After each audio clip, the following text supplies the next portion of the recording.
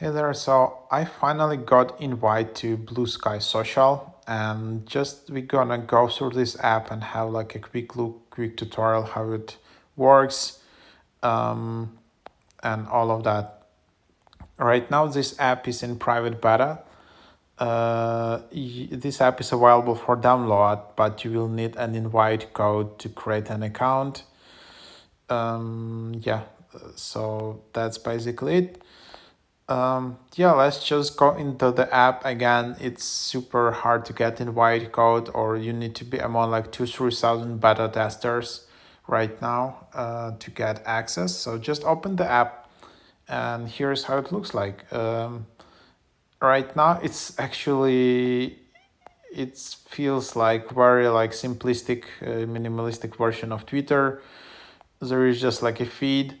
Uh, there is just some replies. You can comment, you can reshare, you can like, you can reply, then you can translate this post. You can copy post text. You can also report post, for example. So just like very basic features of Twitter. If you want to create a post, you can also just write something like that. There is a limitation of 256 characters.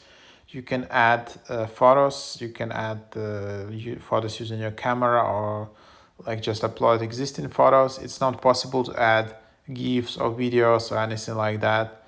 So don't expect it here. So there are no like spaces, audio rooms, audio messages, all of that. This app right now is in very beta phase where it's very minimalistic. And then when you post it, you can delete your post. You can go to other accounts, you can follow them, and then it's possible to mute or report accounts. Yeah, so that's basically it. And then in the second tab, you can just have discover feed. Then again, you can just follow people here. You can see a lot of memes, a lot of cats right now, and just someone has 12 likes, someone has 33, that's a record. Someone has more. So that's basically the idea. And then you have notifications. Then here you just have more accounts. And that's basically how it looks like.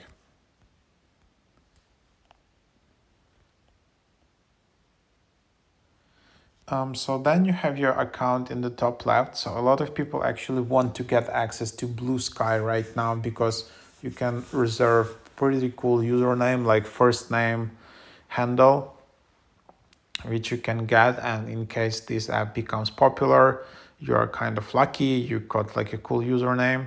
And then you go to your profile. This is your profile. You can edit it. You can again change your profile picture. You can change your header. Just add display name. Add your description and then save changes. It's not possible to change username, anything. You only set it up when you create an account, and that's it. So at the moment, that's what it is. You can share your profile as well. It's pretty cool. And that's it. So very simplistic. Then there are settings. So from here, you can also delete your account if you want to. You can also tap on sign out in the top right. You can just sign out. You can see like the build version. You can see a storybook, like I don't know, some developer components and all of that. So yeah, then you can also just send like feedback, Bluesky feedback, if you're part of this test, just to help developers to build up faster. There is your account. You can see how you're signed in. You just sign in with your invite code and with your like email and password. it's not possible to sign in with Twitter or Google, whatever. So that's it. The app is in private beta, but it's already accessible in the App Store. For me, it's like a bit interesting tactic because the app was hitting like top charts in the US App Store, but nobody has invite codes. There are only like 2-3 thousand people who have invite codes, and just everyone to get wants to get access into the app, but there is no referral program, no invite codes, nothing. Um, so then it's just what it is. But yeah, it's still app is free to download. You don't need to pay anything, but you just can't access it. Maybe there will be more invites in future. Then the cool feature, you can just enable dark mode. And basically, if you access the app right now, the only thing like you can do is just hang out in the app, maybe find some bugs, report here, hangout, reserve cool username. There are very few people, and actually some users say that this app really feels like Twitter 2007, so it has like some interesting vibe and all of that. But let's go to the main point, why actually this app exists. Well, because it wants to be an alternative to Twitter, but not just like to Twitter, the whole kind of existing social media architecture. So this is a Jack Dorsey backed up app.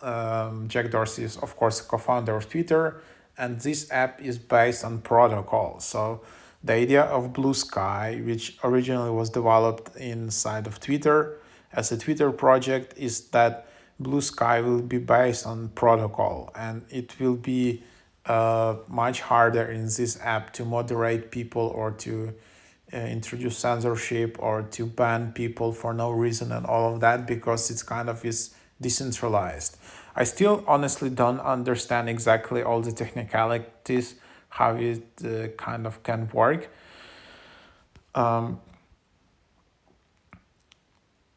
But yeah, you can always go through their app here. You can tap on app support,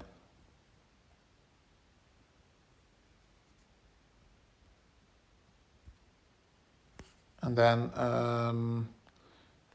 you can go to Bluesky Web, and then you can read here more that we are building the AT protocol, a new foundation for social networking, which gives creators independence from platforms developers, the freedom to build, and users the choice of their experience.